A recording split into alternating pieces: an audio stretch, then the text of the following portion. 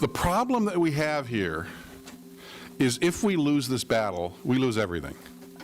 Because once you've obliterated the distinction between citizenship and non-citizenship, where do you go? How do you monitor? How do you process? How do you regulate any election whatsoever? Or is it just who shows up? There's a fundamental difference in the worldview of people on the left and people on the right. I think its best articulation was made by Thomas Sowell, who sadly just announced he's retiring from column writing this month. He wrote a wonderful book, which I recommend to you, called The Conflict of Visions, in which he said, the liberal view is an unconstrained view of human nature. Democracy is defined by how many people participate in it, not the quality of the debate or the outcomes that result from it.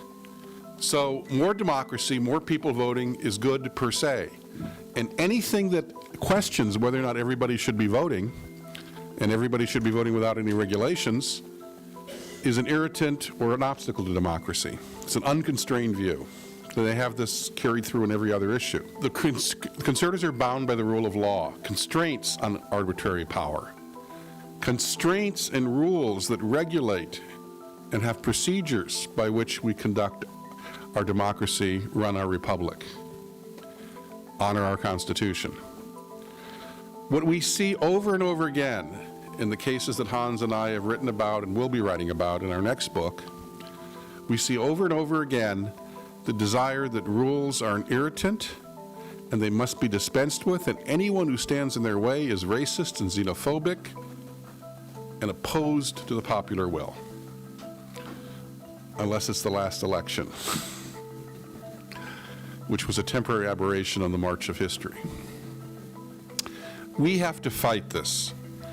And Hans hinted at what needs to be done. I will nail it down even more concretely.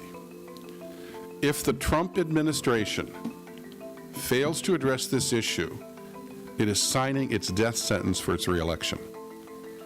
Because if prosecutors will not prosecute these cases, if election officials will not send them the evidence, as Hans indicates, of these cases, if prosecutors who do get the evidence decide there's a whole lot of political flack here, I want to run for Congress someday, I don't want to have people accusing me of racism by prosecuting voter fraudsters, if any single one of them are people of color, I'm doomed. If we don't have people of courage to take this on at the local, at the state level, and at the federal level, I can guarantee you they will march through this as if it were an open door.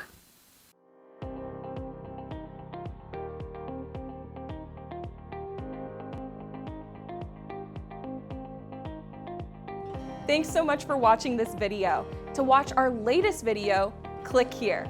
And to make sure you don't miss any future videos, be sure to subscribe.